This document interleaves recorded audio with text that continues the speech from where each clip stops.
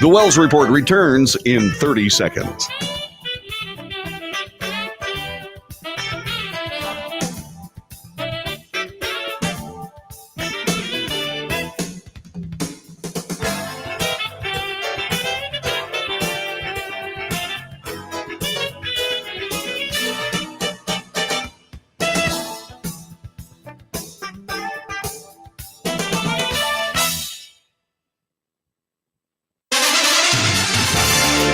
North to south, coast to coast, around the world. This is the Wells Report.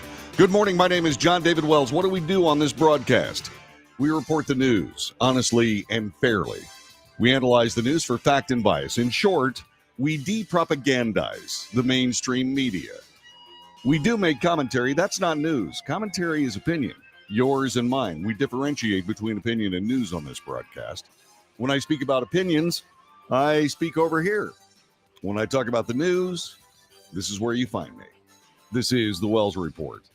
By the way, if you'd like to take part in the debate that goes with the opinions, you certainly can. 817-379-2172.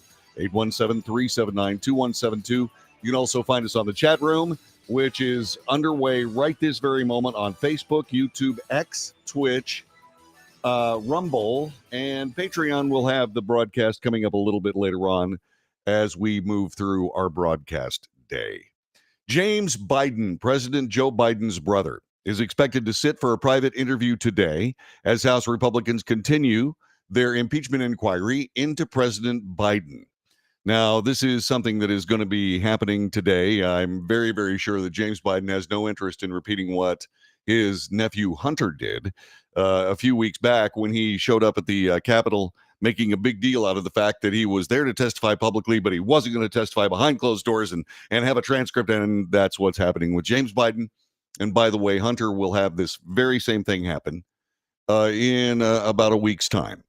Republicans allege that President Biden financially benefited from his family's foreign business dealings, but they haven't yet produced evidence directly implicating the president. Hunter Biden, the president's son, has long been the center of GOP allegations. Lawmakers have also zeroed in on James Biden's previous actions and associations. The interview with Joe Biden's brother is set for 10 a.m. in Washington. That's happening right about now because this is the central time zone. Washington, of course, in the eastern time zone. It comes after GOP lawmakers leading the impeachment inquiry were dealt a major blow last week. A former FBI informant, Alexander Smirnov, was indicted by Justice Department Special Counsel David Weiss for lying about Joe Biden and Hunter Biden's involvement in what was a very serious and ballyhooed report by Fox News and other news sources talking about how $5 million was transferred to both Hunter Biden and President Biden while President Biden was the vice president. And indeed, that is something that has come under scrutiny as being false. There is a report on this. We have it from ABC News. Let's check this out together. This morning, the former FBI informant accused of making false bribery claims about President Biden and his son Hunter has been released on bond. Alexander Smirnov is seen here in the blue hoodie, leaving court in Las Vegas yesterday. A judge released him under the conditions that he restrict his travel, hand over his passport, and wear an ankle monitor. Smirnov is charged with lying to the FBI, claiming the Bidens accepted millions in bribes from Burisma, a Ukrainian energy firm. Federal prosecutors say Smirnov has now admitted that officials affiliated with Russian intelligence were involved in passing along that story, which prosecutors say was fabricated. House Republicans have used Smirnov's bribery allegation as a justification for their long-shot effort to impeach President Biden. But if he volunteered himself, if he came to them and said, I can help you with this, that's another hallmark of Russian operations where they'll pick somebody and say, hey, go to the FBI or go to this organization, tell them that you have information, then we've got them on the hook. So yeah, this is all very, very consistent with how the Russian intelligence services do business. Indeed it is, and that is apparently what has happened here. I was fascinated to find out that suddenly this informant was in trouble with the law. More about that coming up in just a couple of moments. we are looking at this. Smirnov had been touted by Republicans for months as a credible source because he was a credible source, being paid hundreds of thousands of dollars by the FBI for previous work. It also, the Republicans said that the president and son were directly involved in corruption schemes. But as GOP lawmakers clear up to question the president's brother, here's what you need to know.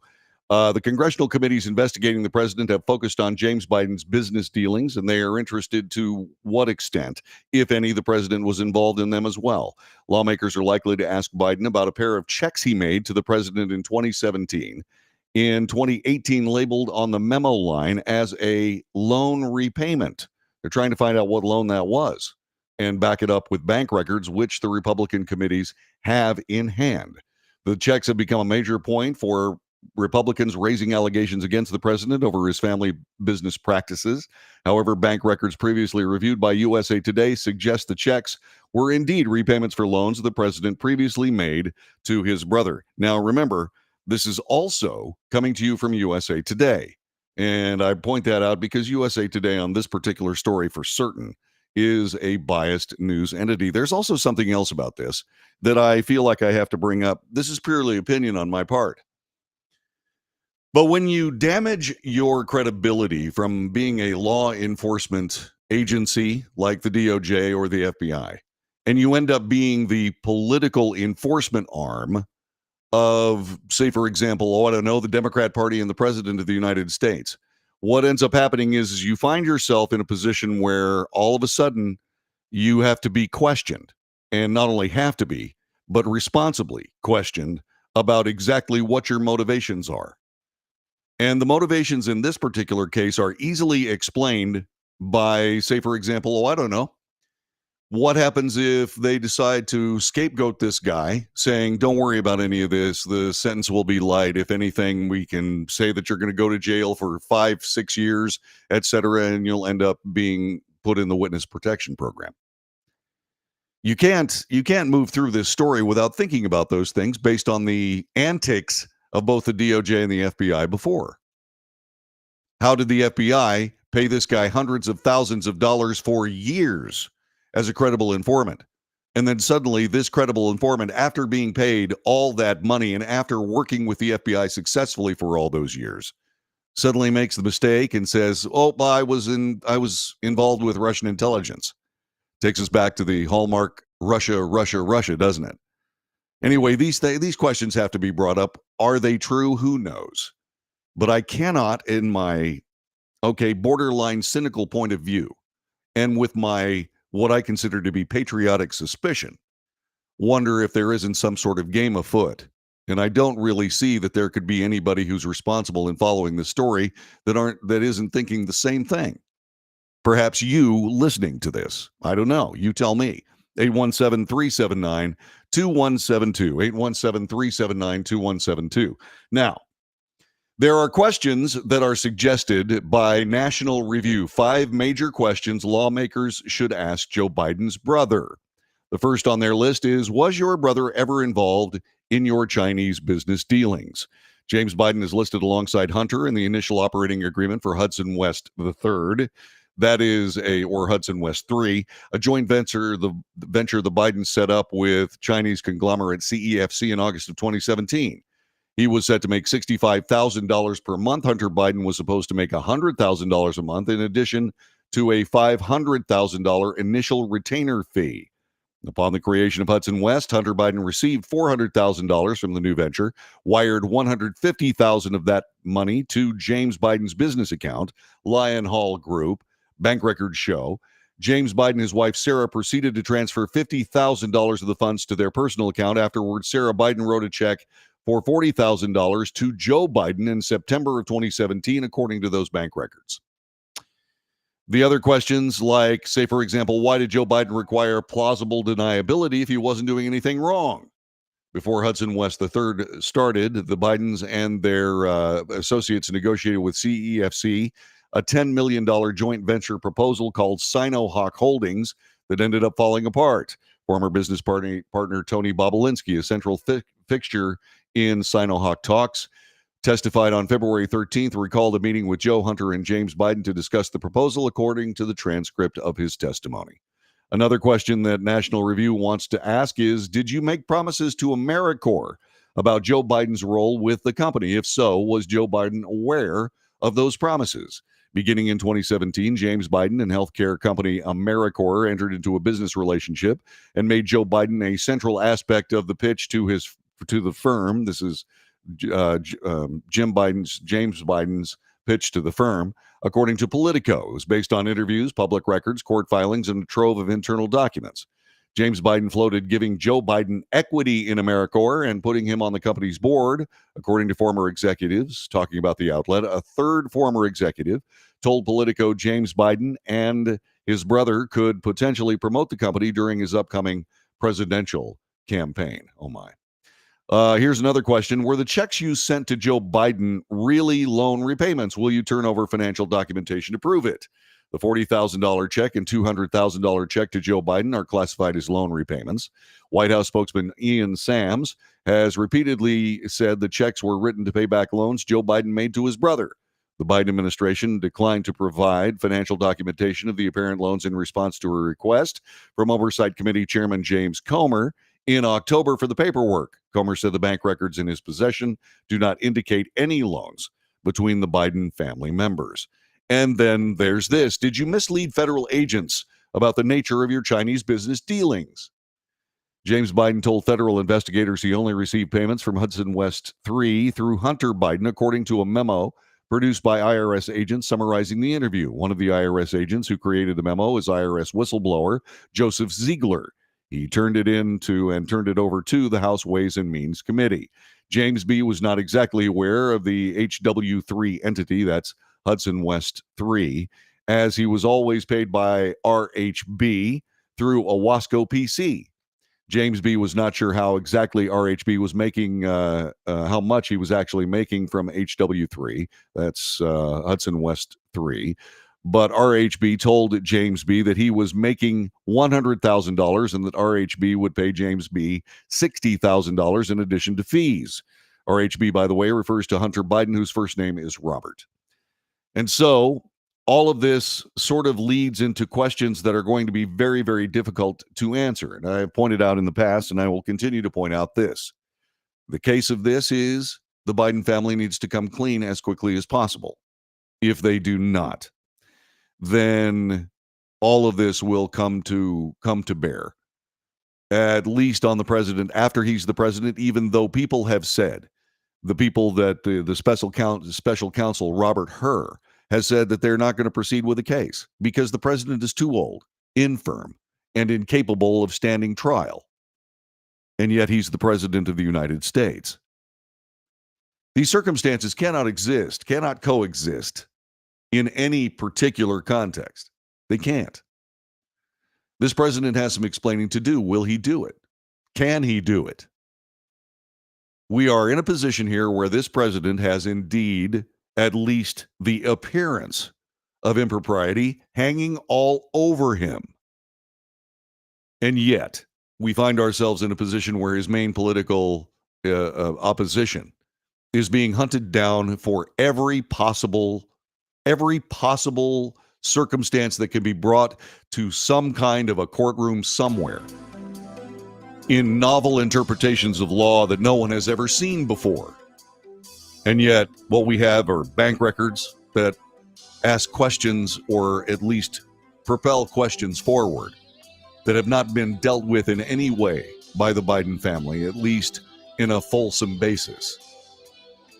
So James Biden has a very difficult conversation today. From what I understand, he will not be under oath. It will be a transcribed interview. But the actual trap, the actual net is beginning to close around the Biden family. It's time for them to come clean, in my view, and I certainly hope they do.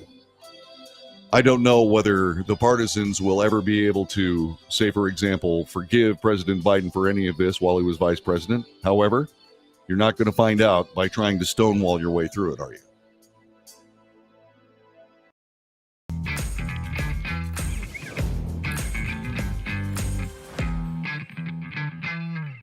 Greece is cheap. But the airfare costs a fortune. Paris? Not much closer, and again, airfare... What about Puerto Vallarta? Let's face it, flying anywhere is just too expensive. Wait, what's this? Low-cost airlines. With one call to low-cost airlines, you'll drastically slash your travel costs. We're talking insanely low airline prices to any of your favorite destinations. Where would you like to go? London, Rome, Costa Rica, Australia? Wow, that's cheap. So why wait? Call now to learn how crazy cheap it is to fly anywhere in the U.S. or international. Our prices are so low, we can't publish them. The only way to get them is to call to instantly hear the most amazing best deals on airline travel. It's that easy. So call now and start packing. Call 877-512-3895. That's 877-512-3895. 877-512-3895.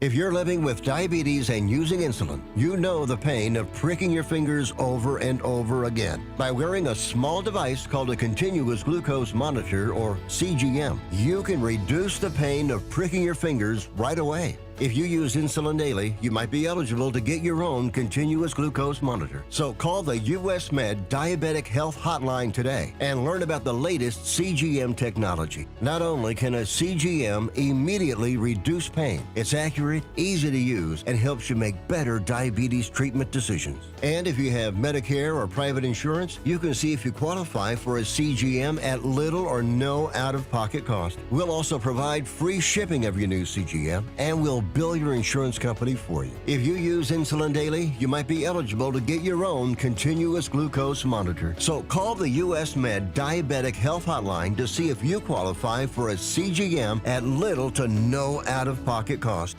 Nobody wants to get ripped off, broken into, or robbed, but nobody wants to pay a lot of money to have their home protected either. I've got an offer to tell you about to provide home security for your home for less than $1 a day. For real, with no installation or equipment charges. And this is from a company rated #1 by a leading consumer research company. According to the facts, most of you won't even call unless there's a burglary in your neighborhood or something bad happened. So let's give you a reason. Save money.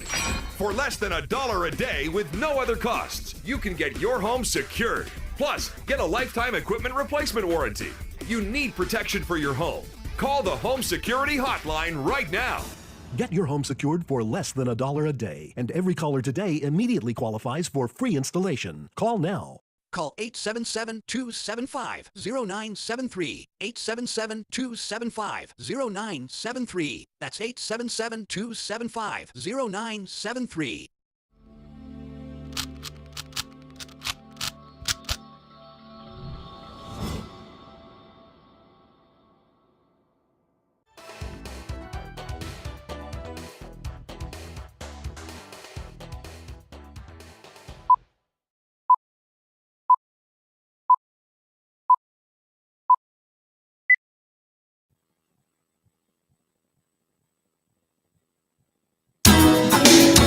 Good morning. This is the Wells Report. My name is John David Wells. Today is Wednesday. It's February 21st, year of our Lord, 2024. Some disturbing news from a national security standpoint earlier today. This comes from Fox News. Nearly 7.3 million migrants have illegally crossed the southwest border under President Biden's watch. That is a number greater than the population of 36 individual states, according to a Fox News analysis.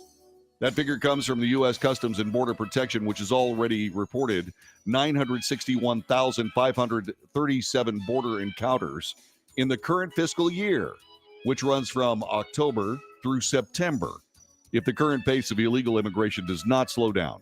Fiscal year 2024 will break last year's record of 2,475,669 southwest border encounters, a number that by itself exceeds the population of New Mexico. The total number of Southwest and borderland encounters since Biden assumed office in 2021 is 7,298,486.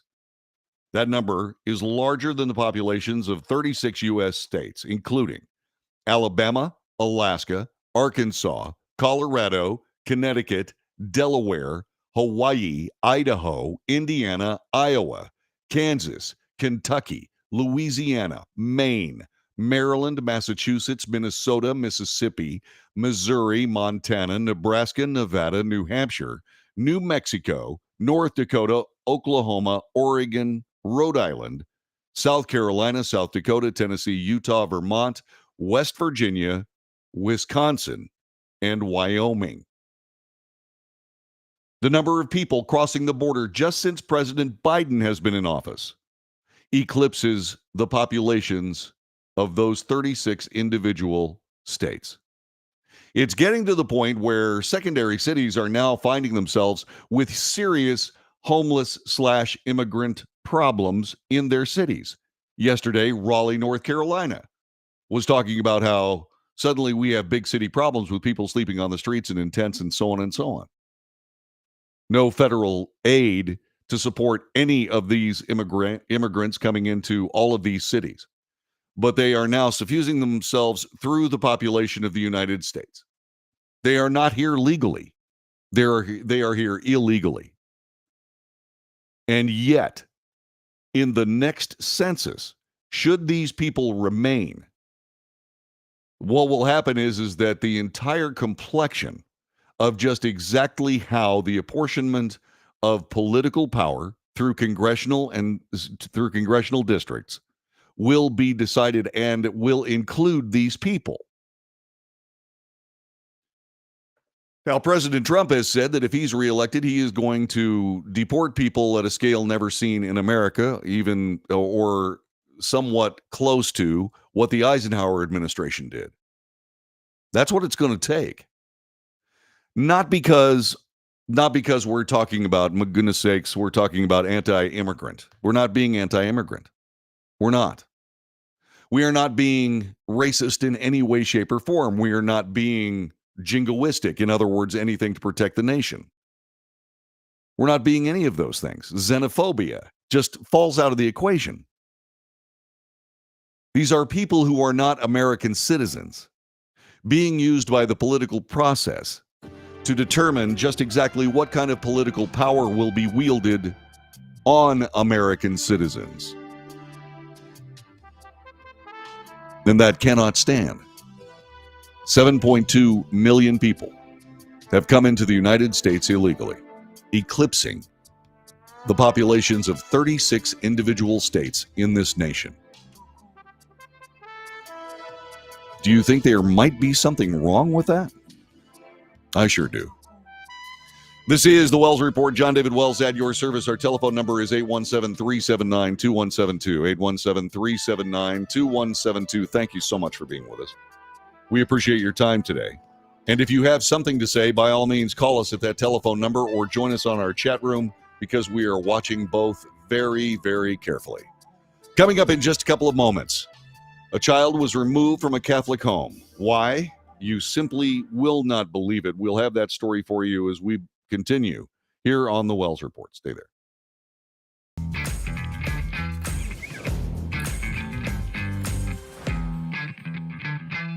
Nobody wants to get ripped off, broken into, or robbed, but nobody wants to pay a lot of money to have their home protected either. I've got an offer to tell you about to provide home security for your home for less than $1 a day. For real, with no installation or equipment charges. And this is from a company rated #1 by a leading consumer research company. According to the facts, most of you won't even call unless there's a burglary in your neighborhood or something bad happened. So let's give you a reason. Save money. For less than $1 a day with no other costs, you can get your home secured. Plus, get a lifetime equipment replacement warranty. You need protection for your home. Call the Home Security Hotline right now. Get your home secured for less than $1 a day, and every caller today immediately qualifies for free installation. Call now. Call 877-275-0973. 877-275-0973. That's 877-275-0973.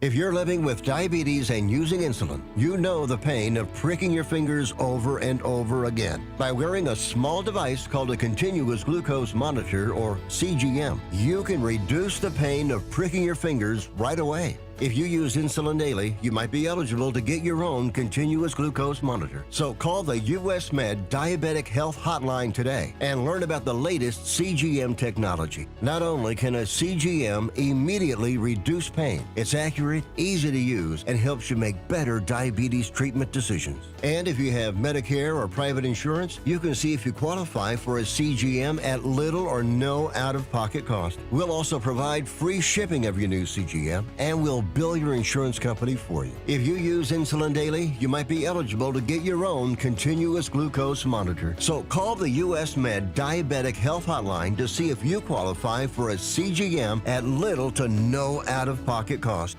How would you like to get high-speed internet for your home for less than $2 a day? That's right, for about $50 a month, you'll get lightning fast internet. Are you paying less than $50 a month right now for your internet? Then call Whole Home Connect right now for blazing fast internet at $50 a month with no price increases, no hidden fees, no contracts, no equipment fees. It's a great deal. And guess what? You can try it for 15 days. If you don't like it, you get your money back, but you're gonna love it, and you're gonna love the price. Internet for your home for $50 a month. That's less than $2 a day. Plus, no contracts, no equipment fees, and our 15-day guarantee. Call now. Call 866-245-6155. That's 866-245-6155. Again, 866-245-6155. 866-245-6155.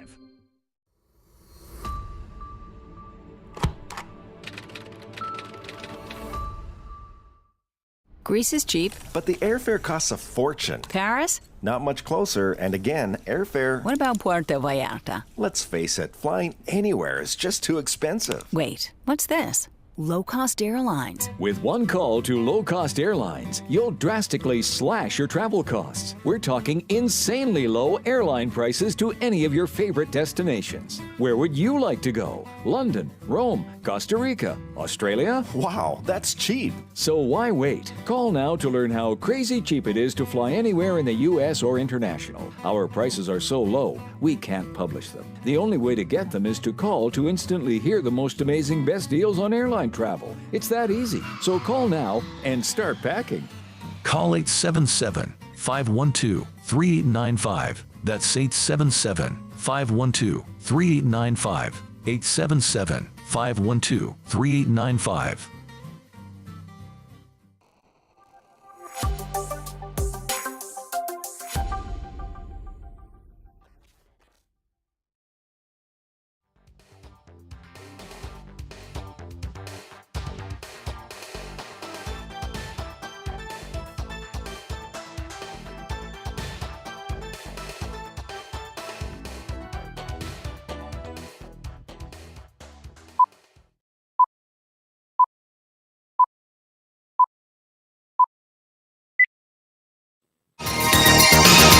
Good morning. This is the Wells Report. We bring you news, analysis, commentary, and debate.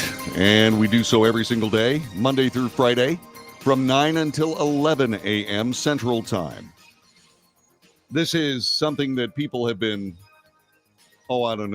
dreading, I suppose, for a very long time as leftist politics become more and more insidious and invasive when it comes to American families. Check this out. Being reported by Fox News. A Catholic couple in Indiana is asking the Indiana Supreme Court to hold the state accountable for keeping their child out of their home after they declined to use his chosen name and pronouns. Yeah, I said that. That's in the article.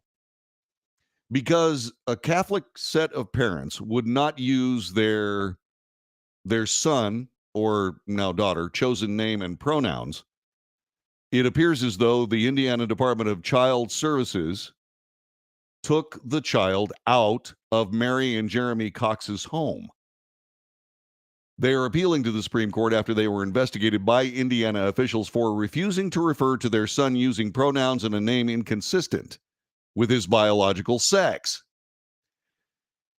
So Beckett is pursuing the case on the circumstance that on behalf of the Coxes, arguing state courts allow Indiana to keep the child from living in his parents' home due to their disagreements with the child's gender identity because of their religious beliefs.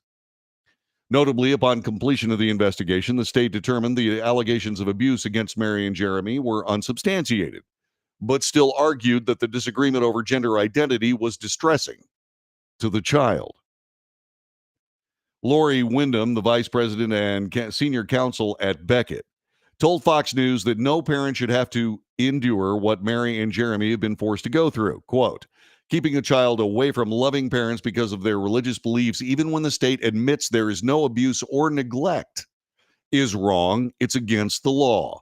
The court should take this case and make clear that other states cannot take children away because of ideological disagreements.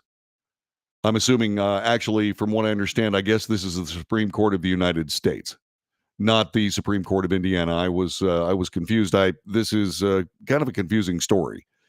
But let's continue. In 2019, Mary and Jeremy's son told them he identified as a girl, but in line with their Catholic religious beliefs that God created human beings with an immutable sex, male or female, they did not believe in referring to him using pronouns and a name inconsistent with his biology. In addition, the Coxes believed their son was struggling with underlying mental conditions, including an eating disorder, so they sought therapeutic care for both of those issues. But in 2021, Indiana officials began investigating the Coxes after a report found they were not referring to their child by his preferred gender identity, removing the teen from their custody and placing him in a gender-affirming home. Despite the unsubstantiated claims of abuse, they claim the Coxes made the child's eating disorder worse, even though it worsened after he was removed and placed in the transition-affirming home. The Indiana Department of Child Services declined a Fox News digital request for comment, saying the DCS does not comment on ongoing litigation. I guess not. Mary and Jeremy Cox said in a press release, "This is what every parent is afraid of. We love our son and wanted to take care of him, but the state of Indiana robbed us of that opportunity by taking him from our home and banning us from speaking to him about gender. We are hopeful that justices will take our case and protect other parents from having to endure this nightmare that we have." When the case was first heard in trial court, Indiana officials argued the child should be in a home where she is accepted for who she is, and restricted the Cox's visitation time to a few hours once a week, which barred them from speaking to him about their religious views on human sexuality and gender. Even though the court determined the Coxes were fit parents, it upheld the removal of their child, which was later upheld by an appeals court. If this can happen in Indiana, it can happen anywhere, said Counsel Wyndham. Tearing a child away from loving parents because of their religious beliefs, which are shared by millions of Americans, is an outrage to the law, parental rights, and basic human decency. If the Supreme Court doesn't take this case, how many times will this happen to other families? It's outrageous. It's outrageous on its face. It is something that is a dramatic overreach into the family unit by the state for the sake of politics. For the sake of politics. This child has problems. Those problems are not being handled better by the state, insofar as an eating disorder got worse after the child was removed from the home. Everything this child knew about life revolved around the living with his parents. And they took that away from him, or her, depending on your point of view. It is monstrous. It is absolutely monstrous. The state cannot raise our children for us just because they disagree with us politically. On the subject of children, The in vitro fertilization community is reeling from an Alabama court decision that embryos created during in vitro fertilization are extrauterine children and legally protected like any other child. IVF advocates say the ruling by the Alabama Supreme Court could have far-reaching consequences for millions of Americans struggling to get pregnant, especially those living in states with personhood laws granting legal status to unborn children. The court's ruling repeatedly invoked Christian faith and the Alabama Constitution, which specifically protects unborn children, although that was typically referred to as a developing fetus inside a womb. IVF advocates have been warning for several years such decisions were a potential repercussion from the U.S. Supreme Court 2022 decision to overturn Roe v. Wade and permit states to ban abortions. The Federal Department of Health and Human Services estimated in 2020 there were at least 600,000 frozen embryos in storage nationwide. The National Embryo Donation Center said the number could be as many as 1 million. There is an ABC News report on this. We're going to bring that to you here on the Wells Report. And let me make sure that I get this one correct. This, by the way, is Michelle Goodwin, who is a professor of constitutional law and has words for ABC News. Joining us now for more analysis here is Professor of Constitutional Law and Global Health Policy at Georgetown Law, Michelle Goodwin. Professor, thank you so much for joining us. What are the pros and cons of a ruling like this? Well, to put this in context is there's a whole different nomenclature that comes out of this case. If you read the decision, what one will see is not a separation between church and state. The ruling makes numerous references to the Bible and to God. Certainly those who are infertile couples, LGBTQ couples, couples that are older in life and that would like to use assisted reproductive technologies, perhaps even have their embryos cryopreserved, or clinics that are involved in assisted reproductive technology are paying close attention to this case. This is a case whose tentacles, it's hard to understand how far they will reach in the state of Alabama. It's important to know that this is a state case. This is not a federal case, so it's confined to the state of Alabama. But it does mean that all clinics need to be on alert. Let's say you have a couple in Alabama and they have already used two of the embryos they wanted to create, the children that they have. And then what about the embryos that they don't use? Could that potentially down the road be considered something that's criminal? Well, certainly what wrongful death statutes, they have two components. They can have a criminal component and they can also have a civil component. So this opens up the door for litigation, even for individuals who might be satisfied with outcomes, whether they ended up having children or not by going through these procedures. It certainly could mean that individuals have an opportunity to sue.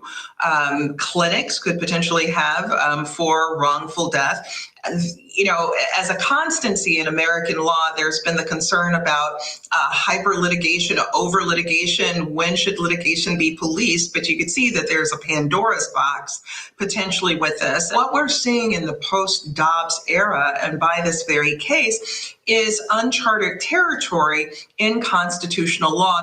Yeah, that's exactly what you're seeing. And there's a problem here. There's a serious mess that is brewing. Say, for example, you decide to have in vitro fertilization.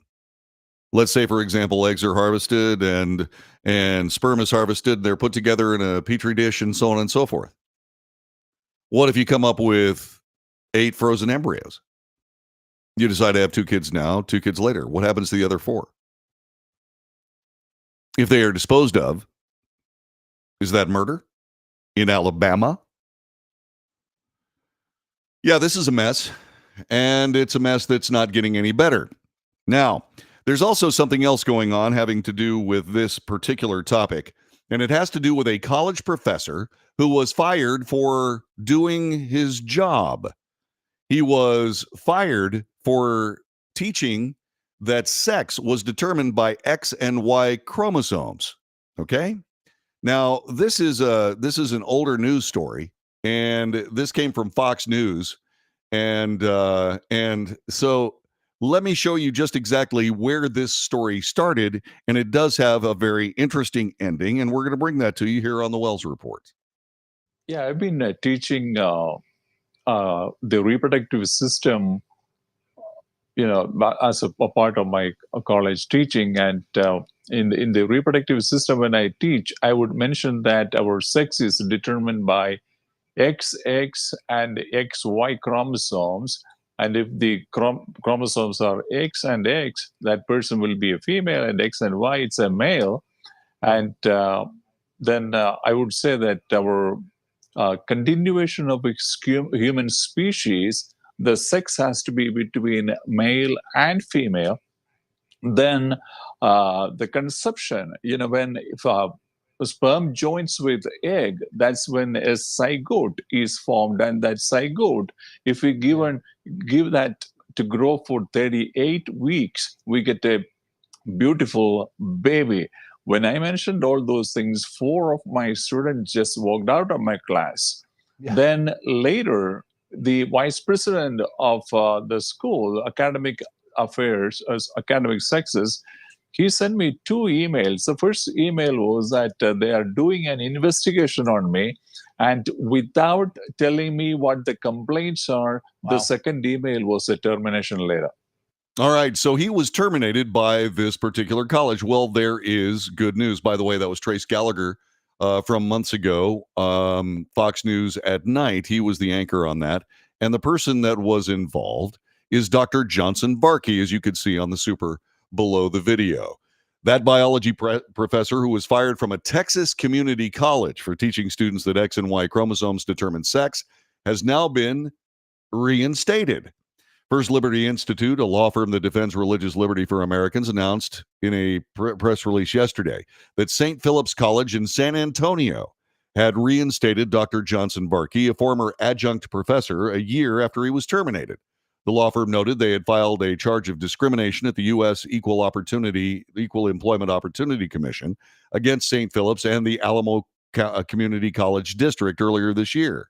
Quote, "We are happy that Alamo Community College District voluntarily reinstated Dr. Varkey," said Kayla Toney, Associate Counsel for First Liberty Institute. "He is excited by the outcome, and we are glad the ACCD did the right thing. Dr. Varkey looks forward to continuing to educate students at that college." First Liberty revealed that the parties reached a favorable settlement, which, among other provisions, guarantees that Varkey will be back in the classroom teaching by fall of this year. The law firm previously sent a letter to St. Philip's College on behalf of Professor Varkey, demanding the institution reinstate him after he was fired in January of 2023. When teaching the human reproductive system, Dr. Varkey also stated that human sex is determined by XY chromosomes, and apparently biology that is as plain as fact and science is not plain as fact and science. And apparently it can get you canned. And at least did in San Antonio, of all places. And by golly, he is back at work, which is a good thing. This points out to something that is also very critical. All these stories do. Reality. Reality is not more important than politics or the stylistic political fascist demands of the day. You just can't destroy the family unit. You just can't mess with the family unit. And you certainly can't mess with the fact that people are essentially created with biology that is known. It is known science. Fascinating to me how the left says it's settled science, settled science, and yet a college professor can be fired and have to go through a year of unemployment or more and then be reinstated for teaching settled science. That's what happens when you remove reality from society and substitute politics. And the people that are responsible for doing said same, they need to be encouraged to pick up another profession. I don't know what it would be. Used car sales would be an affront to all used car salesmen around the country. I'll be thinking about it and see what I can do about coming up with a job title for these people. Hang on.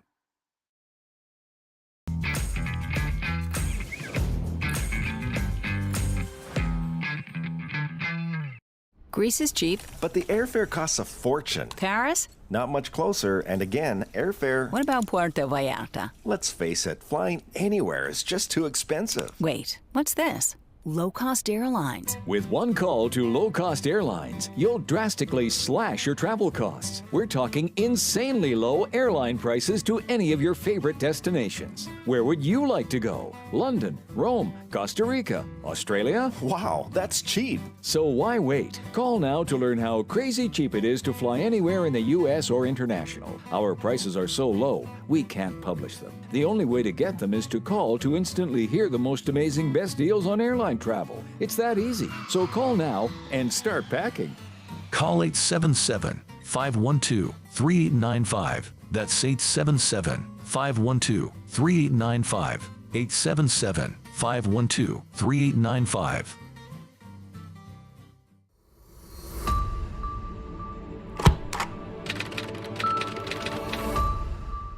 How would you like to get high-speed internet for your home for less than $2 a day? That's right, for about $50 a month, you'll get lightning-fast internet. Are you paying less than $50 a month right now for your internet? Then call Whole Home Connect right now for blazing fast internet at $50 a month with no price increases, no hidden fees, no contracts, no equipment fees. It's a great deal. And guess what? You can try it for 15 days. If you don't like it, you get your money back, but you're gonna love it, and you're gonna love the price. Internet for your home for $50 a month. That's less than $2 a day. Plus, no contracts, no equipment fees, and our 15-day guarantee. Call now. Call 866-245-6155. That's 866-245-6155. Again, 866-245-6155.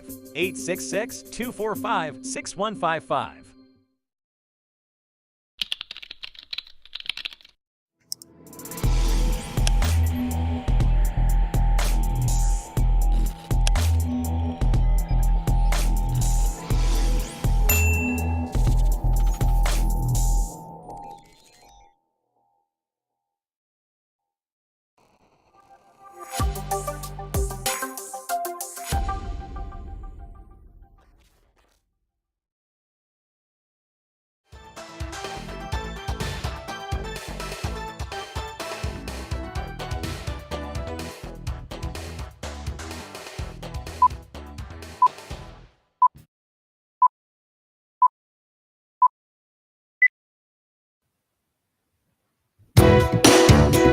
This is the Wells Report. My name is John David Wells.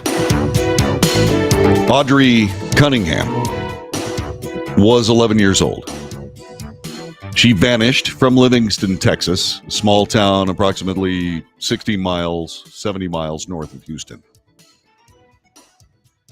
They found her body in the Trinity River, and she is gone. Authorities plan to file charges against a man in the case. Here is reporting from that very story. As sad as it is, tragedy visits us this morning here on the Wells Report. Here is the story. My heart aches with this news, and I express with my deepest sympathies and condolences to everyone who knew, who cared for, and loved Audrey. The Sheriff's Office, we will continue to process the evidence that has been gathered to ensure that the justice for Audrey. And at this time, I will turn the podium over to the Polk County District Attorney, Ms. Shelley Sitton. Thank you, Byron. My name is Shelley Sitton, and I am your Polk County District Attorney. I just want to take a few moments to explain how we're going to move forward from here. Based on all of the evidence that law enforcement has collected, they are in the process of preparing the appropriate arrest warrants for Don Stephen McDougal. At this time, we believe the appropriate arrest warrant is going to be for capital murder in the death of Audrey Cunningham. He is currently still in jail under an unrelated felony charge here. I understand that this is a very difficult time for Audrey's family and for our community.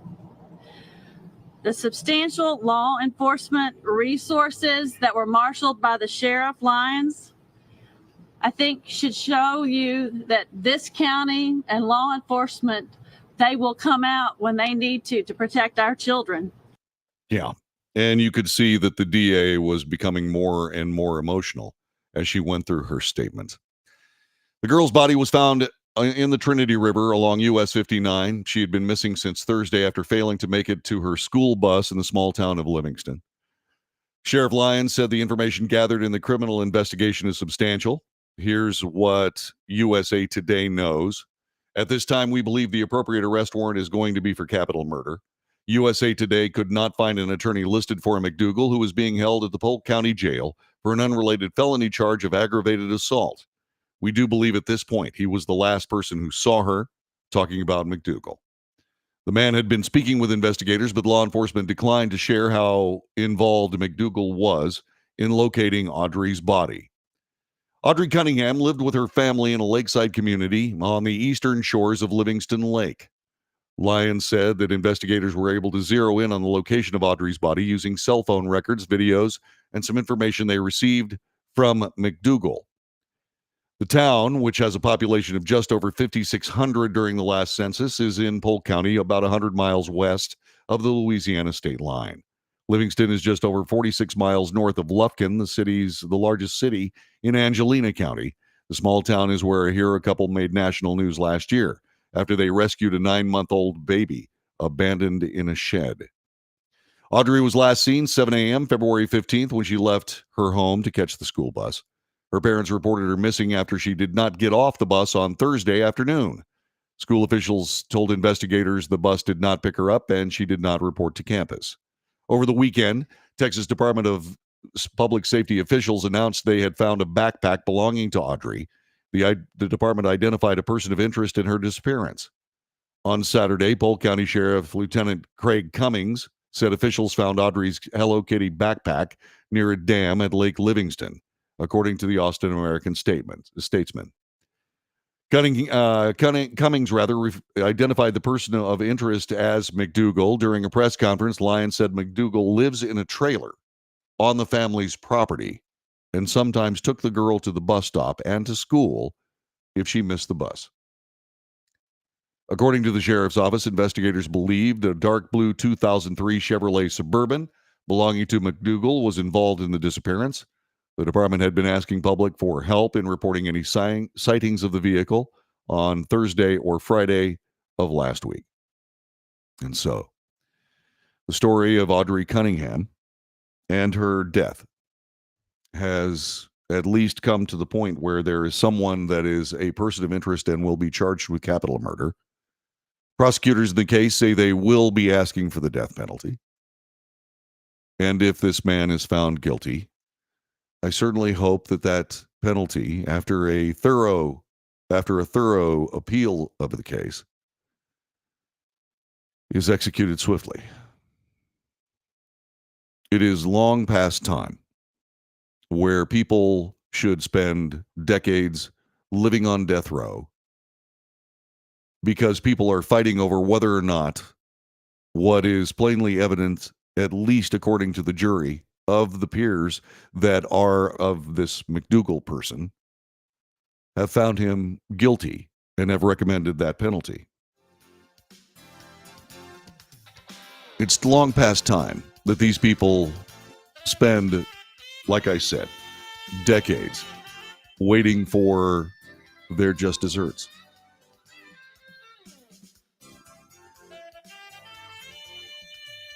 As a parent, it's hard to realize that there's a family now living through the deepest, darkest dread of parenthood, the loss of one of your children. It's hard to wrap your mind around that, isn't it?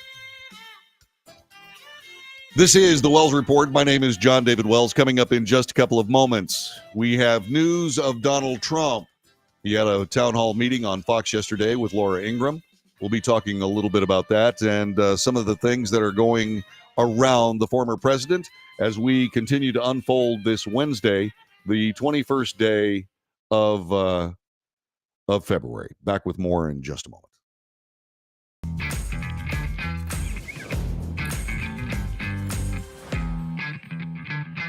How would you like to get high-speed internet for your home for less than $2 a day? That's right, for about $50 a month, you'll get lightning fast internet. Are you paying less than $50 a month right now for your internet? Then call Whole Home Connect right now for blazing fast internet at $50 a month with no price increases, no hidden fees, no contracts, no equipment fees. It's a great deal. And guess what? You can try it for 15 days. If you don't like it, you get your money back. But you're gonna love it, and you're gonna love the price. Internet for your home for $50 a month. That's less than $2 a day. Plus, no contracts, no equipment fees, and our 15-day guarantee. Call now. Call 866-245-6155. That's 866-245-6155. Again, 866-245-6155. 866-245-6155.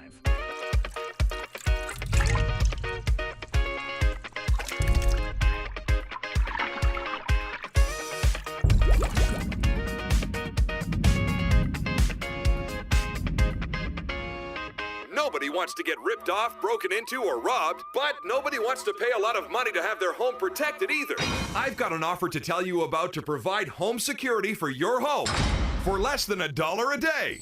For real, with no installation or equipment charges. And this is from a company rated #1 by a leading consumer research company. According to the facts, most of you won't even call unless there's a burglary in your neighborhood or something bad happened. So let's give you a reason. Save money.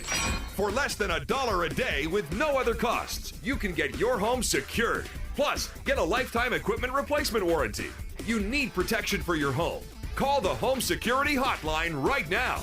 Get your home secured for less than $1 a day, and every caller today immediately qualifies for free installation. Call now. Call 877-275-0973. 877-275-0973. That's 877-275-0973.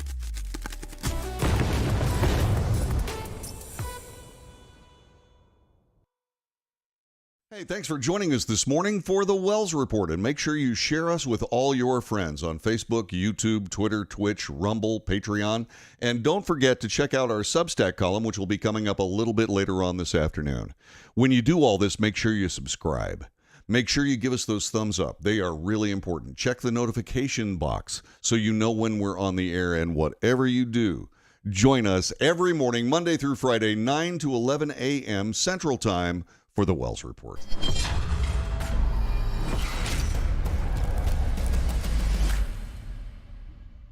Greece is cheap. But the airfare costs a fortune. Paris? Not much closer, and again, airfare... What about Puerto Vallarta? Let's face it, flying anywhere is just too expensive. Wait, what's this? Low-cost airlines. With one call to low-cost airlines, you'll drastically slash your travel costs. We're talking insanely low airline prices to any of your favorite destinations. Where would you like to go? London, Rome, Costa Rica, Australia? Wow, that's cheap. So why wait? Call now to learn how crazy cheap it is to fly anywhere in the U.S. or international. Our prices are so low, we can't publish them. The only way to get them is to call to instantly hear the most amazing best deals on airline travel. It's that easy. So call now and start packing. Call 877-512-3895. That's 877-512-3895.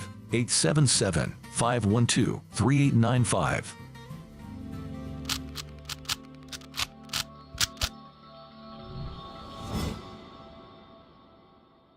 If you're living with diabetes and using insulin, you know the pain of pricking your fingers over and over again. By wearing a small device called a continuous glucose monitor, or CGM, you can reduce the pain of pricking your fingers right away. If you use insulin daily, you might be eligible to get your own continuous glucose monitor. So call the US Med Diabetic Health Hotline today and learn about the latest CGM technology. Not only can a CGM immediately reduce pain, it's accurate, easy to use, and helps you make better diabetes treatment decisions. And if you have Medicare or private insurance, you can see if you qualify for a CGM at little or no out-of-pocket cost. We'll also provide free shipping of your new CGM, and we'll bill your insurance company for you. If you use insulin daily, you might be eligible to get your own continuous glucose monitor. So call the US Med Diabetic Health Hotline to see if you qualify for a CGM at little to no out-of-pocket cost.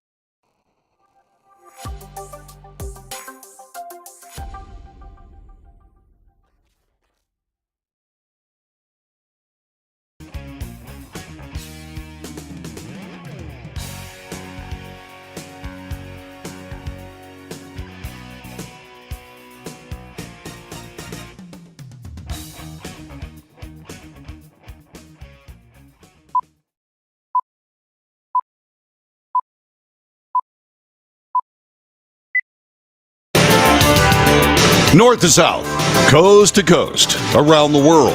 This is the Wells Report. Good morning. My name is John David Wells. On this broadcast, we report the news honestly and fairly. We analyze the news for fact and bias. We point out both. We de-propagandize the mainstream media. We do make commentary. That is not news. That is opinion, both yours and mine. And so we debate. News, analysis, commentary, and debate. This is the Wells Report. I don't know whether you're aware of it. I mean, it's been in all the newspapers, but this is an election year. Apparently, people are trying to be the president of the United States, and there's a giant national argument, as well as certain vestiges, in my humble opinion, of mental illness that visits this country every 4 years like clockwork when all of these things coalesce into what we call an election year. And this one is no different, except it's much more virulent. It's much more awful. It's much more politically damaging to this nation, in my view. Donald Trump, according to USA Today and the very latest Suffolk University USA Today poll, is finding that former South Carolina governor and UN ambassador Nikki Haley is about to get, as they say in Southeastern America, stomped by President Trump in the upcoming South Carolina primary, which is this Saturday. So here are the numbers. Trump leads Haley by close to a 2-to-1 margin, 63% to 35% among likely voters. Quote, the story of this poll is the depth of strength shown by Trump, said David Paleologos. He is the director of the Suffolk University Political Research Center. The former president holds double-digit advantages among men and women in every age group and among high school graduates and those with a college degree. Haley had hoped for a strong showing in South Carolina, the state that twice elected her governor, but Paleologos noted that Trump's lead is larger than his 19-point win in 2016 over Senator Marco Rubio in his home state of Florida. At the time, President Trump was not a resident of Florida, where he declared residency in 2019.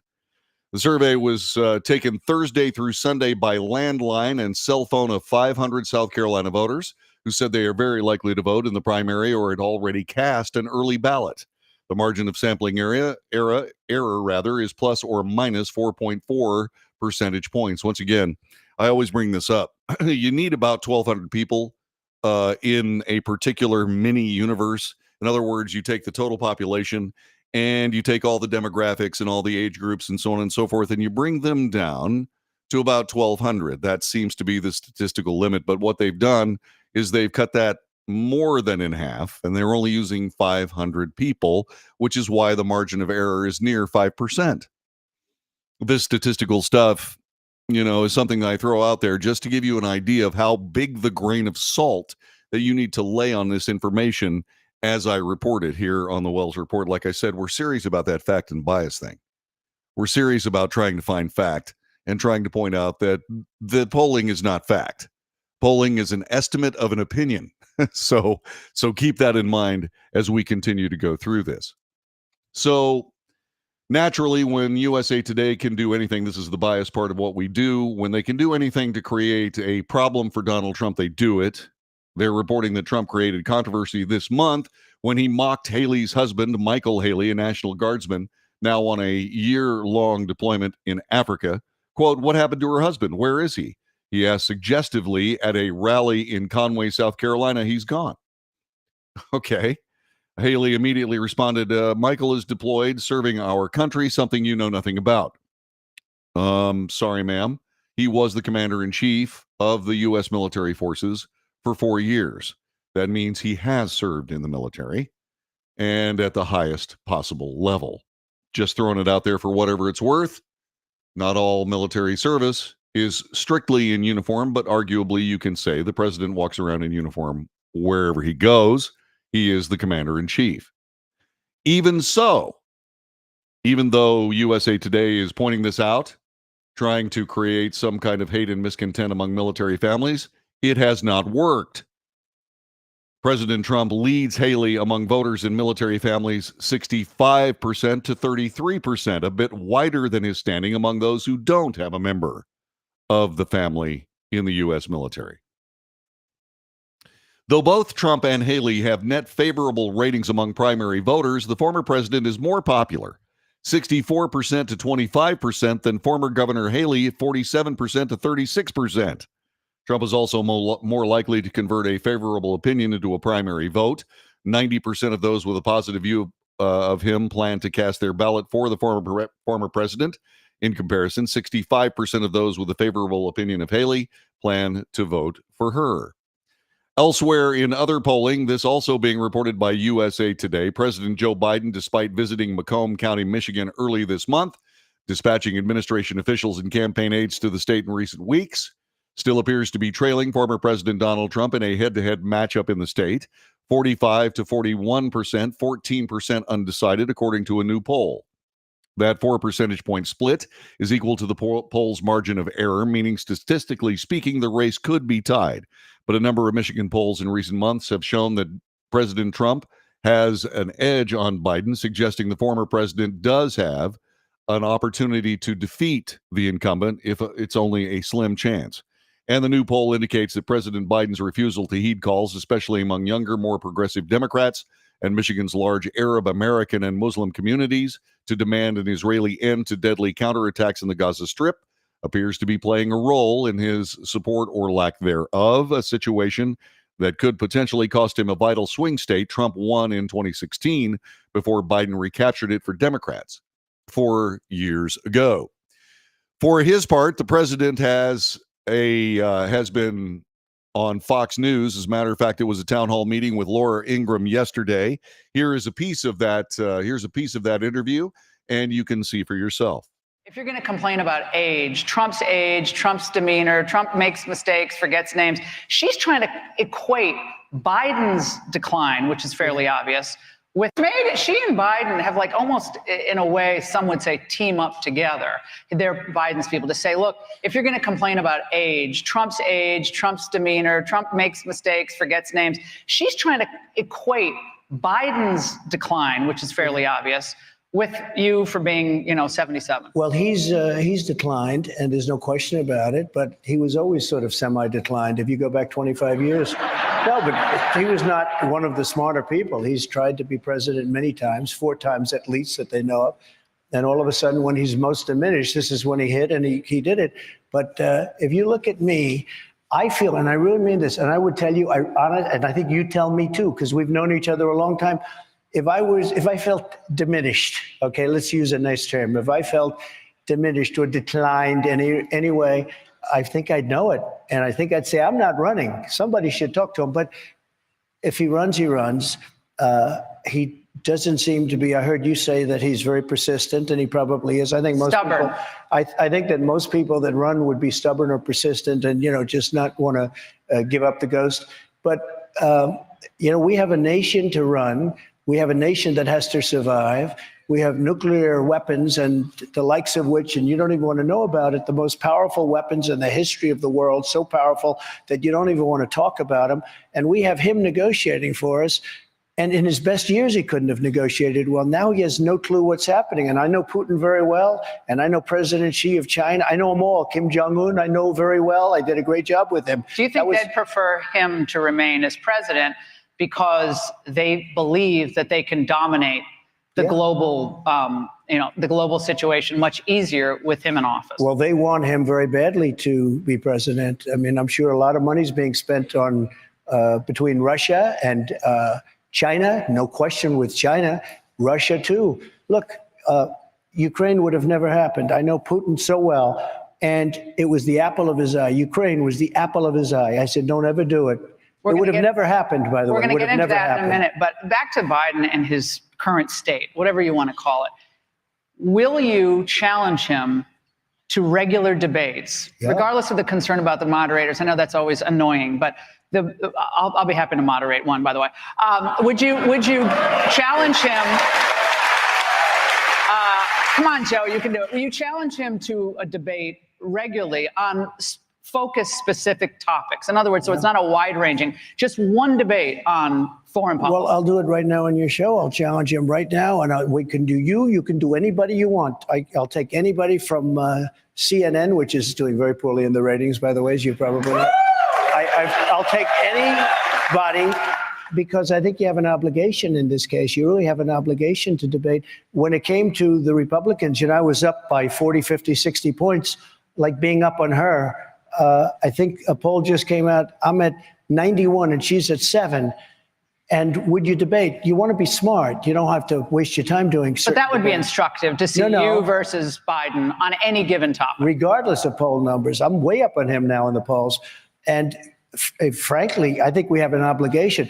When you have the final Republican, the final Democrat, you have the two people you have to debate regardless of polls. How many debates would you commit to? As many as necessary. I would like to do it starting now. I don't think he's going to debate, though. I really don't think so. I don't think he is either. I think it would be disastrous. I think it would be just a stone disaster to put President Biden up against President Trump in a discussion on national television. It simply would end President Biden's viability as a candidate. He can't do it. He's literally incapable of doing it. And I've said that for a long time. Even before the Robert Hur report declining to charge the president for mishandling classified information.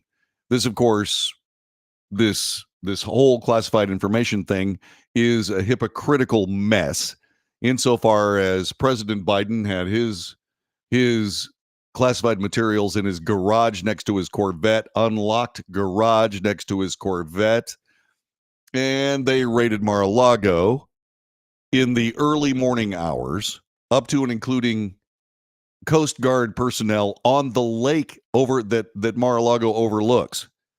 And it did all of this melodramatic razzmatazz to go in and find classified information held by the president that was guarded by the Secret Service. This is absolute ridiculousness. And so none of this has anything to do with reality. And President Biden is in a position where he cannot, in any way, shape, or form, cope with a conversation about American policy with Donald Trump. Just can't happen. And so there won't be any debate. The question is, will there be any Biden in this election to debate? We're not exactly sure that that's going to be the case either. God forbid anything happen from a health standpoint.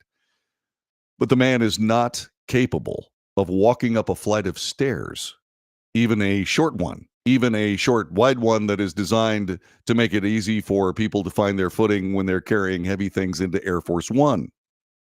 This is a problem that is not going away. It is indeed getting worse. And President Trump, say what you want to, he does make mistakes. That being said, does he make the mistakes? And this is a serious question. Does he make the same set of mistakes? Does he make the same kinds of mistakes made by the current holder of the presidency? That's up to you. I'm not going to answer the question because I don't count. It's only the voters, and I am a voter of the United States, but my job is not to try to coerce you for any particular candidate. My job is to report the facts as I see them and tell you what I think about them and give you the opportunity to tell me that I'm foolish, which is okay too. 817-379-2172, 817-379-2172 is our telephone number. Our chat room is there. You can find John and other folks as we get through our day. Back with more in a moment on the Wells Report.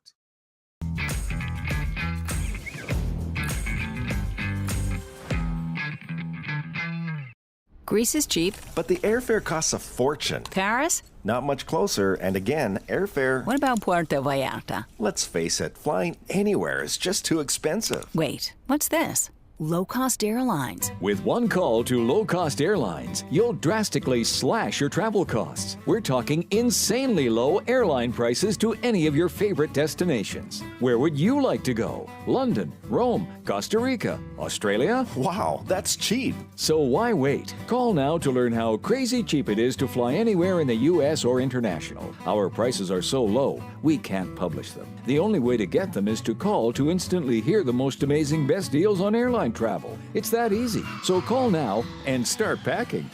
Call 877-512-3895. That's 877-512-3895. 877-512-3895.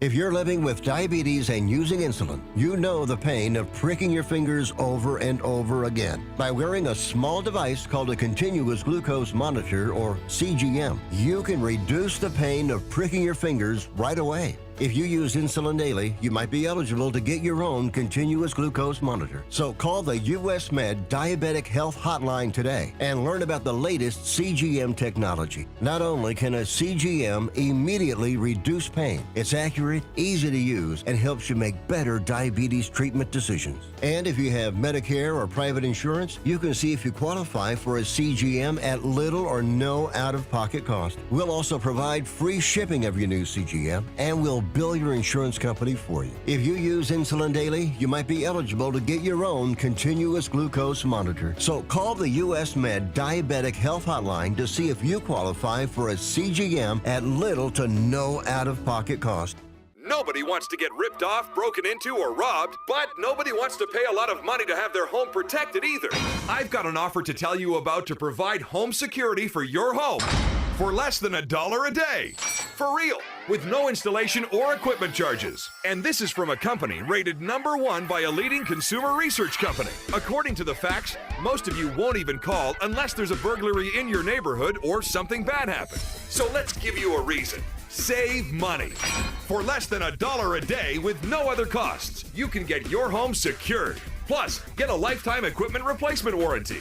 You need protection for your home. Call the Home Security Hotline right now. Get your home secured for less than $1 a day, and every caller today immediately qualifies for free installation. Call now. Call 877-275-0973. 877-275-0973. That's 877-275-0973.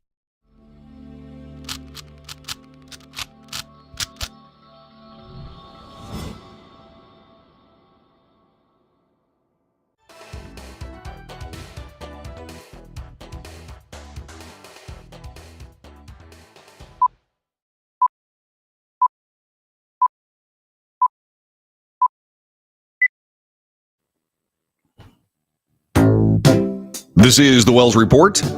My name is John David Wells. When I was 9 years old, I started playing baseball. I hung up my cleats at age 47 after walking onto a men's 18 and over amateur men's team and had a pretty good season with those guys. Then I turned to coaching and fell in love with baseball all over again. I love the game, but there are certain things about the game of baseball that are amusing, and amusing for all the wrong reasons. Like, for example, the controversy that we're about to deal with today. Anyway, baseball is America's game. It is uniquely American insofar as the individual efforts of people with specialized skill must come together as a team, sharing those skills. And with that sharing, with that teamwork comes victory. It's the only way you can win a baseball game. It's the only way. You have the greatest players in the world, but if indeed they do not play together, you don't have a winning team, regardless of your talent level. And there are things that go with that, sort of like the difference between a good, happy horse that you love to ride all over the place and a racehorse that will kick you and bite you and do stupid things and kill themselves and do all kinds of just insanity that makes you angry, amuses you, etc. Those are baseball players. They do the silliest things for the dumbest reasons. And yeah, it's infuriating. You get mad at these people, very much like teenage boys. You can get mad at them all you want to, but you still love them and they still make you laugh. What is the controversy? Well, Nike has been designing uniforms for baseball players for a long time now. And Majestic used to build those uniforms that Nike designed. Well, they turned things over to Fanatics and came up with this amazing, fantastic uniform. My goodness gracious. It gives you more mobility, range of motion. It's cooler. In other words, you're not going to stand there sweating to death as you're out there in the infield when it's 100 and something outside in Texas. The problem with it is the uniforms look like crap.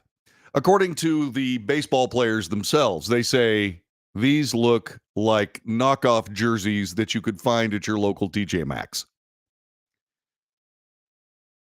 Major League Baseball Players Association Executive Director Tony Clark told The Athletic on Tuesday there was frustration over the jerseys. The Players Association is looking to see if something can be done, if any adjustments can be made.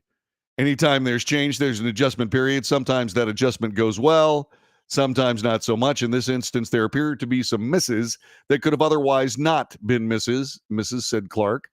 One unnamed player from the Yankees' division rival, the Orioles, told the Baltimore Banner last week that they had the look of a knockoff jersey from TJ Maxx. Philly star Trey Turner told the Associated Press, "I know everyone hates them." Fanatics has been manufacturing Major League Baseball's Nike design uniforms since 2017, but this is the first year for the Nike Vapor Premier jerseys. Fanatics told The Atlantic that it does not have a say in the design of the uniforms.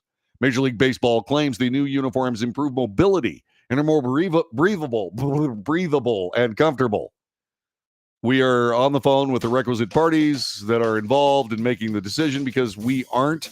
According to the Major League Baseball Players Association, we're trying to make sure our guys have what they need in the fashion that they need it, and it's reflective of what being a Major League ball player should be reflective of. So hopefully they'll be able to fix this before we get to the main season, because it's going to take an awful lot of effort to get these uniforms for all of these baseball teams redone if that's the decision they decide to make. It's amazing. It's like you think that maybe they could have shown these to some Major League Baseball players before they just inflicted them on the entire league?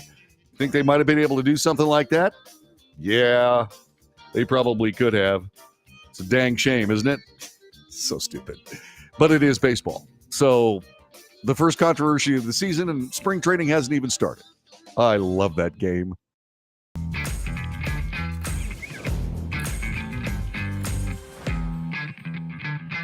Nobody wants to get ripped off, broken into, or robbed, but nobody wants to pay a lot of money to have their home protected either. I've got an offer to tell you about to provide home security for your home for less than $1 a day. For real, with no installation or equipment charges. And this is from a company rated #1 by a leading consumer research company. According to the facts, most of you won't even call unless there's a burglary in your neighborhood or something bad happened. So let's give you a reason. Save money. For less than $1 a day with no other costs, you can get your home secured. Plus, get a lifetime equipment replacement warranty. You need protection for your home. Call the Home Security Hotline right now. Get your home secured for less than $1 a day, and every caller today immediately qualifies for free installation. Call now. Call 877-275-0973. 877-275-0973. That's 877-275-0973.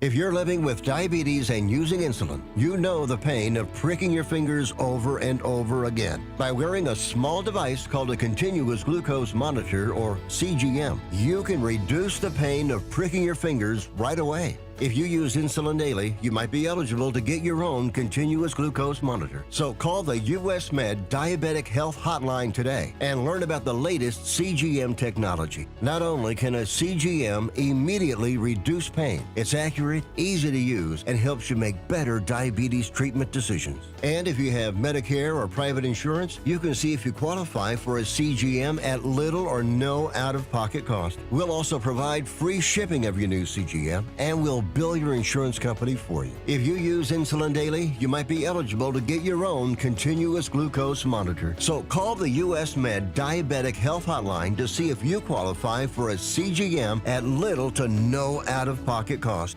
How would you like to get high-speed internet for your home for less than $2 a day? That's right, for about $50 a month, you'll get lightning fast internet. Are you paying less than $50 a month right now for your internet? Then call Whole Home Connect right now for blazing fast internet at $50 a month with no price increases, no hidden fees, no contracts, no equipment fees. It's a great deal. And guess what? You can try it for 15 days. If you don't like it, you get your money back, but you're gonna love it, and you're gonna love the price. Internet for your home for $50 a month. That's less than $2 a day. Plus, no contracts, no equipment fees, and our 15-day guarantee. Call now. Call 866-245-6155. That's 866-245-6155. Again, 866-245-6155. 866-245-6155.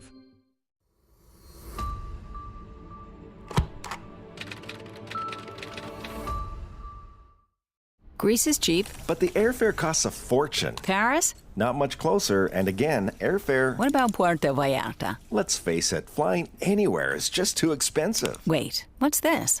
Low-cost airlines. With one call to low-cost airlines, you'll drastically slash your travel costs. We're talking insanely low airline prices to any of your favorite destinations. Where would you like to go? London, Rome, Costa Rica, Australia? Wow, that's cheap. So why wait? Call now to learn how crazy cheap it is to fly anywhere in the U.S. or international. Our prices are so low, we can't publish them. The only way to get them is to call to instantly hear the most amazing best deals on airline travel. It's that easy. So call now and start packing. Call 877-512-3895. That's 877-512-3895. 877-512-3895.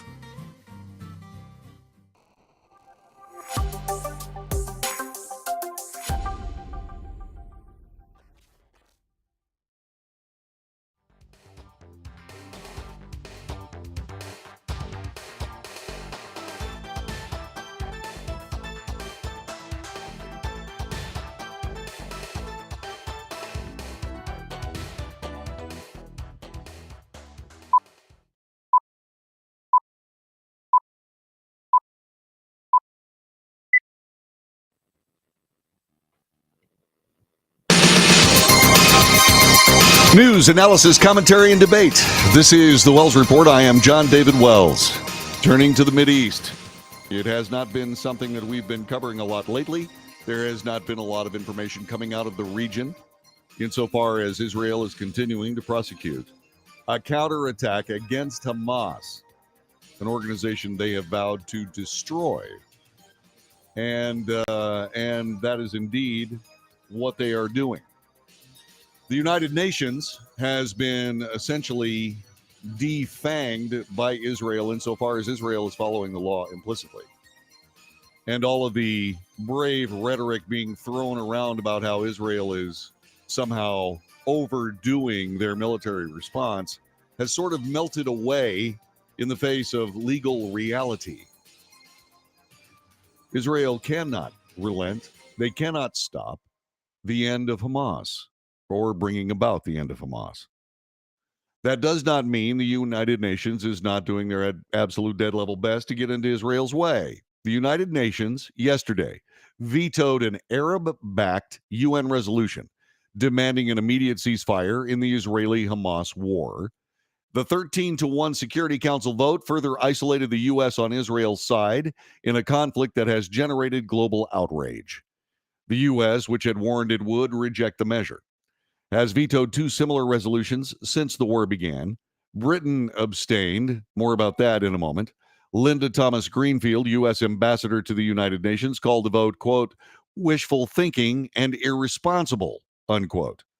She said in a statement the U.S. has been working on a hostage deal and a 6-week truce that would serve as the first step toward building a long-term solution to the crisis. Demanding an immediate, unconditional ceasefire without an agreement requiring Hamas to release the hostages will not bring about a durable peace, she said.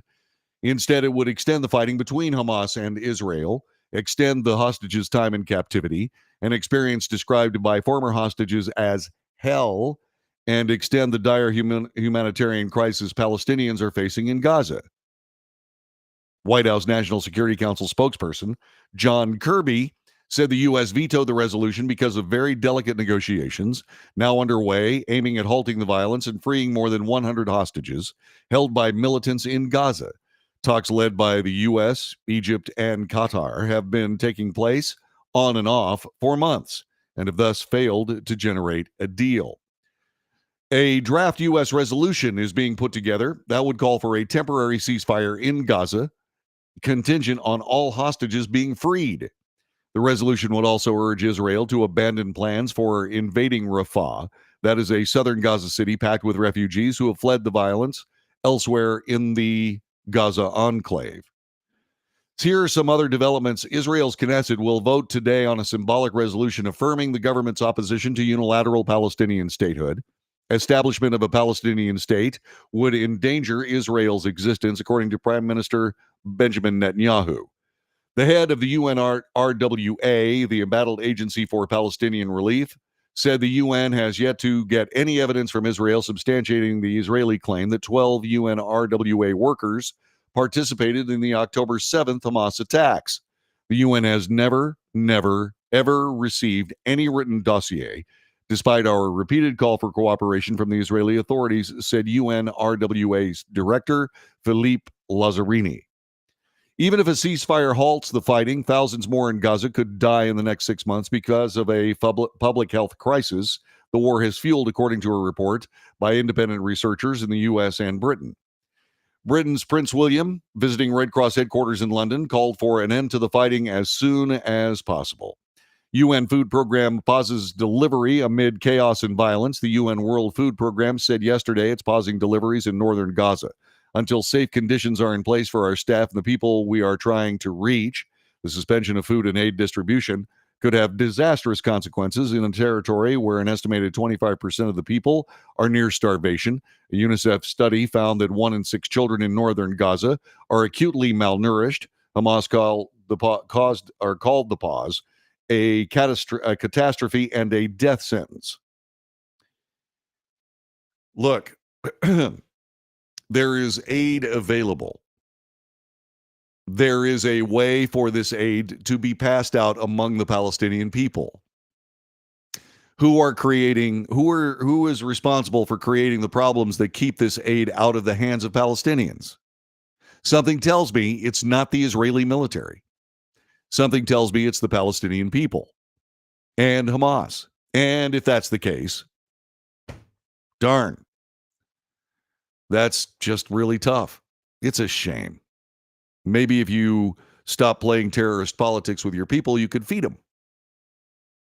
I don't know how long it's going to take for rank and file Palestinians to believe or understand that they have been propagandized so badly, effectively by Hamas that they can't even think. They can't use their brains. This is basic. You need three things: food, water, shelter. That's more important than taking pot shots at Israeli military guys. That's what your leadership, quote unquote leadership, says. Your leadership says everybody's starving and it's terrible. Yeah, well, okay. So why don't you tell people to stop taking shots at Israeli soldiers, especially when there are UN trucks bringing food to you in the very same vicinity? Why don't you do something like that instead of trying to blame all of this on Israel for, or what, are you kidding me? That dang country just came right into our neighborhoods and tried to, and are murdering us simply because we just broke across our borders and slaughtered 1,200 Jews. That's all we did. And look at what they're doing to us in return. You are kidding, right? Talking to Palestinians? You're kidding, right? Look, this is really simple. Palestinians can stop suffering anytime they choose. All they got to do is stop killing Jews. It's simple. Stop killing Jews. Start living in peace. Take the money the entire world has been sending you and build Mediterranean beach resorts. Gaza could look like Dubai with all the money that has been thrown at Palestinians, but they'd rather try to kill Jews. Well, okay. Again, choices made by Palestinians impacting Palestinians. There are times when sympathy chits just dry up. And that's where we are now. We can't keep hearing these same hysterical stories about imminent doom caused by the evil Israelis as they simply try to provoke, they're trying to pull off a genocide against Palestinians. It's not a genocide against Palestinians. It's a counterattack. You know, you learn something really basic. Say, for example, in grade school, you know, the big tough guy is not the guy that you walk up and punch in the face, because he's going to ground your bones into a putty. You don't pick on the Israeli military. They know what they're doing. And even if you hide behind your own citizenry, they will find you and slaughter you, especially when you have a whole bunch of hostages that you have killed for one reason or another in this entire time. Suffice it to say, Palestinians can end this anytime they choose. Instead of pointing at the Israeli soldiers saying they're making it impossible for us to have food, water, medical supplies, etc., start pointing at leaders of Hamas and let the Israeli and world courts sort it all out, and all this food will be given to you. All this medical care will show up. Doctors and nurses and IV fluids and everything you need. Medication to ease the birth of Palestinian children that are happening, from what I understand, on a regular basis every day will be available. And you can start living a life instead of living a terrorist life. Completely up to you. Completely up to you. Once again, I hold absolutely no animosity toward Palestinians. I can, however, simply see what these eyes and this brain are able to perceive. And I report that truth here on this broadcast every day. When Palestinians change the way they live, change the way they handle their neighbors, change into a society that achieves instead of destroys, I'll report that too. I look forward to a day when the West Bank is a gorgeous place to go vacation, instead of a place that you can go and maybe get hammered in the head by a stray bullet being fired by somebody arguing arguing a point that's over 1,000 years old. Same thing with Gaza Strip. I'm looking forward to that looking like Dubai. I'm looking forward to the Palestinians being able to make a handsome and wonderful living in prosperity and peace. But they got to stop being led around by the nose by a bunch of bigoted, horrifyingly, terribly evil people called Hamas and people like Hamas. And that's gone on most of my life. How do you undo, how do you untangle 60 years of degenerate, violent, scorched earth propaganda? How do you do it? How do you re-inject reality into the terrorist politics of Hamas? I don't know. I think it starts with those three things I was just talking about. Food, water, shelter. And these people are willing to do without and complain about it simply because they refuse to make peace. That's on them. That's the way I see it. If you have a disagreement, by all means, join me on that.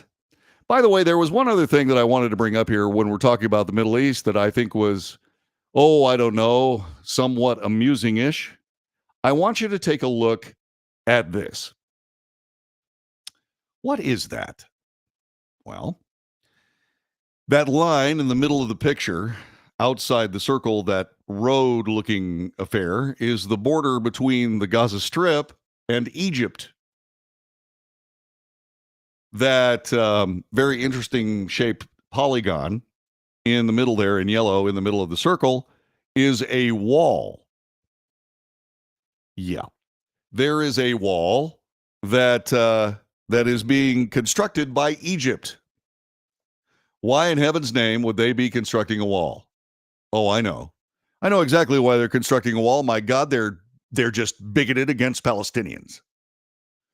They don't care that Palestinians are living in a bad spot right now, and they're trying to keep them out of their country.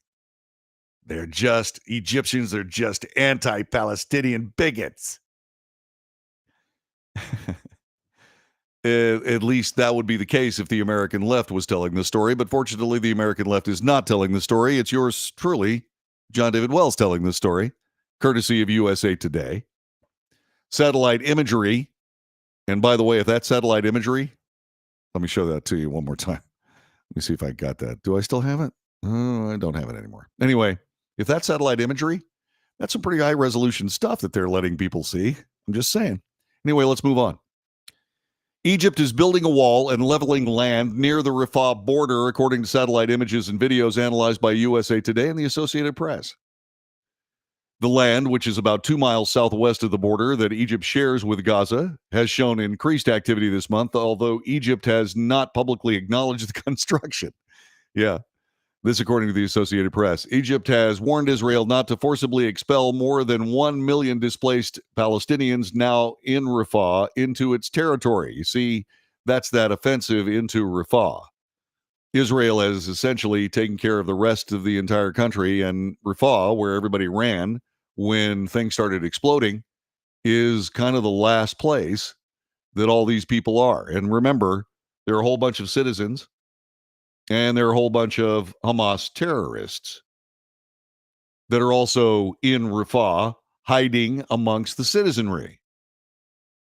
And quite literally, you're going to have to go through crowds of people with facial recognition, and you're going to have to identify these Hamas people.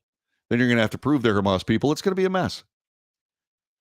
And there really is no way that you can continue the Israeli Defense Force pacification strategy being used in the north and then the southern part of the Gaza Strip. You can't do that because there are too many people there. You absolutely will have a problem in killing people.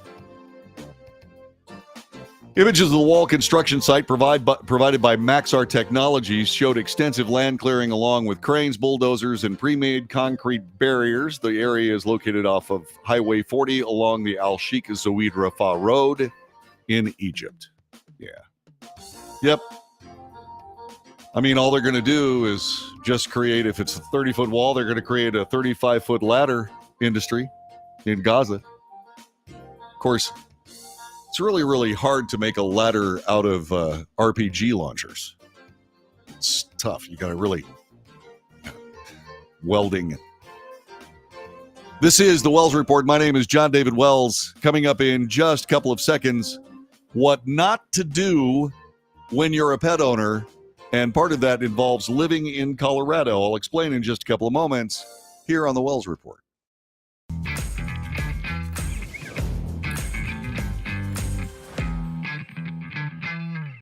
Greece is cheap. But the airfare costs a fortune. Paris? Not much closer, and again, airfare... What about Puerto Vallarta? Let's face it, flying anywhere is just too expensive. Wait, what's this?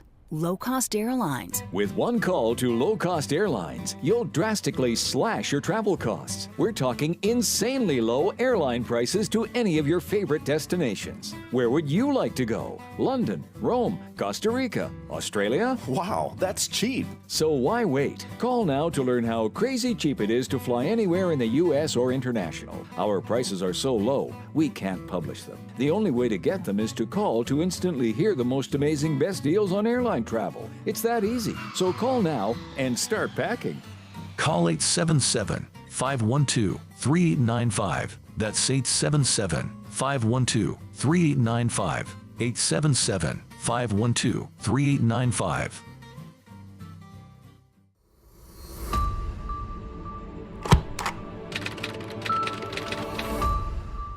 How would you like to get high-speed internet for your home for less than $2 a day? That's right, for about $50 a month, you'll get lightning fast internet. Are you paying less than $50 a month right now for your internet? Then call Whole Home Connect right now for blazing fast internet at $50 a month with no price increases, no hidden fees, no contracts, no equipment fees. It's a great deal. And guess what? You can try it for 15 days. If you don't like it, you get your money back, but you're gonna love it, and you're gonna love the price. Internet for your home for $50 a month. That's less than $2 a day. Plus, no contracts, no equipment fees, and our 15-day guarantee. Call now. Call 866-245-6155. That's 866-245-6155. Again, 866-245-6155.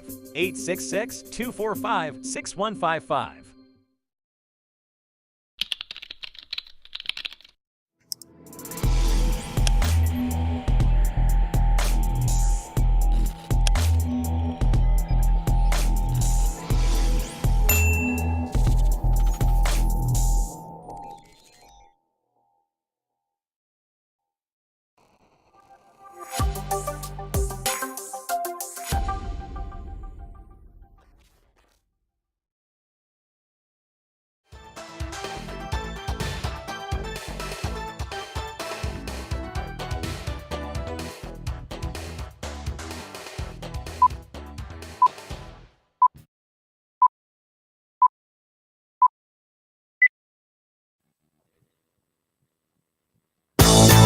This is the Wells Report. My name is John David Wells. Just exactly what happens when you start listening to the wrong people.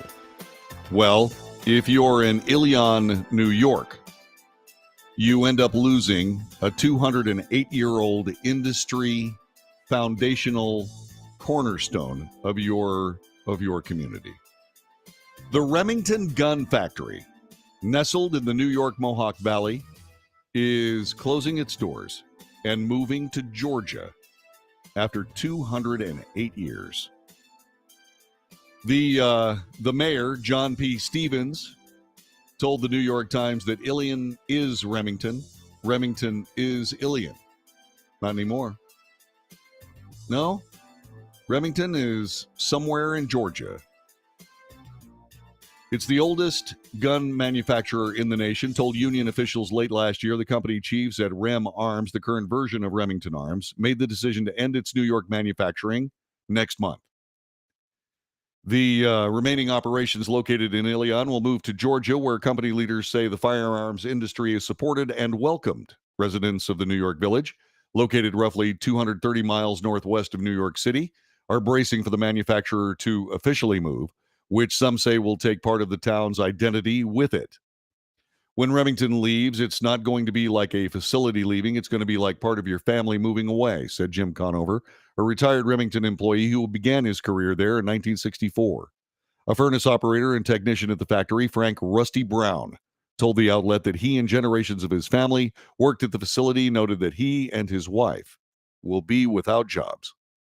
What will New York provide the citizens of Ilion for a replacement for the Remington gun factory that they chased out of their state because they make guns? I don't know. Something tells me that a lot of the people that have been living in Ilion as members of the Remington family will also be leaving. And where will that leave Ilion? Maybe just a dot on a map where no one lives now.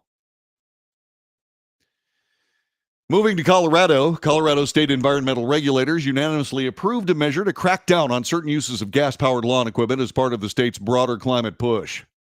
In an 8-0 vote, the Colorado Air Quality Control Commission greenlit regulations that prohibit gas-powered lawn and garden equipment from being used on public property statewide. Under the finalized rules, the ban will be enforced beginning in 2025, according to the Colorado Public Interest Research Group. It represents the first efforts of its kind in the nation. Given the significant pollution generated by gas-powered lawn equipment and the severe air pollution problem in our region, I'm glad the state is taking action to accelerate the switch to cleaner, quieter, electric lawn equipment. That's right. Electric lawn equipment, given power by gigantic power generation plants that pollute even worse, according to the same people who are trying to shut those guys down. So what are you going to do? You're going to put a nuclear reactor? You can't put a nuclear reactor here. Ah! So what do you want us to do? You just want us to live in the dark and bake in the summer and freeze in the winter? Is that what you want us to do? What, do you want to have all of the energy in the hands of politicians? You know, that happened here in Texas a few years ago. It killed 500 of us. Everybody responsible magically evaded jail, but they lost their jobs forthwith. No, electricity is not the answer. Electricity can be turned off instantly by remote control. No. So now the gigantic scourge is gasoline-powered lawn equipment. Oh, my God. Okay. And then finally, we have Doofus Update. Doofus Update doesn't happen very often, but gosh, there was just something about this story we had to talk to you about. A 34-year-old man in Colorado collected venomous reptiles as pets. One of them, a Gila monster, escaped from his cage, bit him, and killed him. And this is the story about that horrible thing. Behind me, Scales and Tails, they don't sell Gila monsters and they never have. But the owner tells me that last night his phone started blowing up with text messages, people telling him what happened. He says he was shocked, but not totally surprised. Nobody really explains what happened. I'm sure it was just an accident, you know. Richard Kensinger, who owns Scales and Tails in Lakewood, hearing the news that a 34-year-old man in Lakewood died following a lethal bite from one of his pet Gila monsters. He's probably just cleaning the cage or, maintaining the animal and probably got bit by mistake. And unfortunately, the way he responded to it. Up at the University of Northern Colorado, Dr. Stephen Mackesy gave us a firsthand look at venomous lizards that are illegal to own in the state unless you have a special permit. So this is our friend, the Gila monster.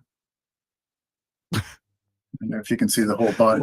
Dr. Mackesy explains deadly bites from the Gilas are rare. About this bite and why it's become so newsworthy is that, and for this to have developed into a crisis so rapidly suggests that probably that person was very sensitive to foreign proteins, but he also may have had a lot of venom delivered. The professor of biology says they have a docile demeanor, all while slower moving, but that can change quickly. When they bite, they have very strong jaw closing muscles. Yeah, and they end up killing you because they have venom and strong jaw muscles. And we want to thank the lovely Courtney Fromm for that report from Fox News 31 Denver. try not to have things in your house that will bite and kill you. I'm just saying. I mean, why not a golden doodle? How about that? This has been the Wells Report. My name is John David Wells. Back tomorrow for another edition of this broadcast. All right, darlings. I wonder just how high he was on marijuana when his Gila Monster bit him. He probably said, "Oh man, that hurt. Oh well, it's no big deal. I'll just have another gummy." Okay, well, there you go. So off we go. That's all I have. I got things I got to do. Day. Have yourself a wonderful day, okay? God bless you, and I'll see you again tomorrow for another edition of this fine